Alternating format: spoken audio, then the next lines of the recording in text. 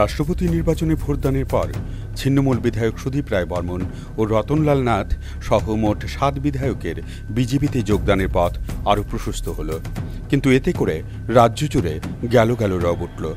সুদীপ রায় বর্মন ও রতনলাল নাথদের মূলত কংগ্রেসে থাকাকালীন কিছু কাণ্ডকীর্তি, যা কিনা শাসক দল সিপিআইএম ব্যাপক মাত্রায় প্রচারে নিয়েছিল, সেই প্রচারকে পুঁজি করে সুদীপবাবুদের বিজেপিতে যোগদানের রাস্তা খুলতেই সিপিএম পুনরায় সেই প্রচারকে সামনে নিয়ে এসেছে।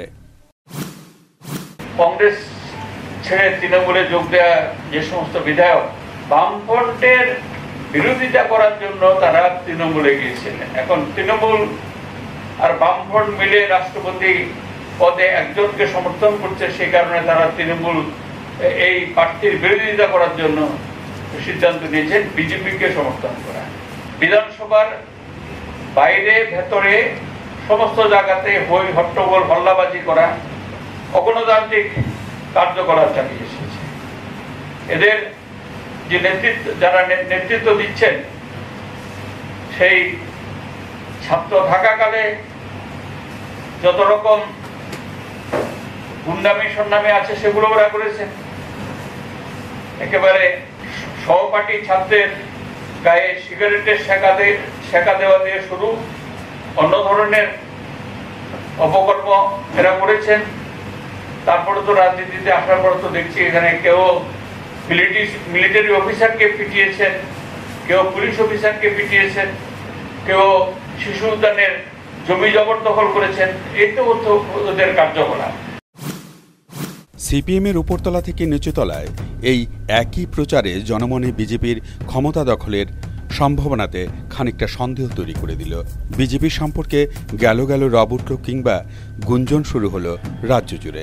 অথচ মাত্র ১.৫ মাস আগেও বিরোধী ভোট ভাগ না হলে 18 নির্বাচনে পরিবর্তন অবিসম্ভাবী বলে যে বিশ্বাস জন্মেছিল, সেই বিরোধী ভোটের ভাগের মাত্রা যখন আরও কমে আসার সম্ভাবনা তৈরি হলো, তখন সেই জনগণের মধ্যেই আবার শুরু হয়ে গেল রব। সুদীপ রায় বর্মন, রতনলাল নাথ সহ মোট ৭ বিধায়কের বিজেপিতে যোগদানের রাস্তা যতই প্রশস্ত হচ্ছিল, ততই বিরোধী ভোট ভাগের সম্ভাবনাও কমে আসছিল। এতদিন রাজ্যের সাধারণ জনতার মধ্যে বিরোধী ভোটের ভাগাভাগি নিয়ে যে আশঙ্কা ছিল, সেই বিরোধী ভোট ভাগের সম্ভাবনা প্রশমিত হওয়াতেও কেন গেল রব তোলে নতুন ধরনের আশঙ্কা সৃষ্টি হলো। গোয়েবলসীয় কায়দায় এই দুটি প্রচারই শাসক দলীয় কর্মী সমর্থকদের মনোবল ধরে রাখার কৌশল। বিগত ১.৫ বছর ধরে যখন এ রাজ্যে বিজেপি ব্যাপক মাত্রায় বাড়ছে, বিজেপির সেই বারবারন্ত যখন শাসক দলের ভিতকে নাড়িয়ে দিয়েছে, তখন সিপিএম নিজেদের কর্মী সমর্থকদের ধরে রাখার জন্য এবং 18 বিধানসভা নির্বাচনে পুনরায় ক্ষমতায় ফেরার আত্মবিশ্বাস সৃষ্টির জন্য গোয়েবলসীয় কায়দায় জনগণের মাঝে প্রচার নিয়ে গেছে। যেহেতু ভোট ভাগাভাগি হবে, তাই বিজেপির ক্ষমতায় আসার কোনো সম্ভাবনা নাই। বাস্তবের মাটিতে সেই প্রচার অমূলক ছিল না। বিরোধী ভোট ভাগাভাগি হলে বিজেপির রাজ্য ক্ষমতা দখলের কোনো সম্ভাবনা ছিল না বলা চলে। তৃণমূল কংগ্রেস দলকে প্রায় শূন্য করে দিয়ে সুদীপ রায় বর্মনরা যখন বিজেপিতে যোগদানের পথ প্রায় প্রশস্ত করে নিয়েছে, তখন আবার সেই বিপরীতমুখী প্রচার।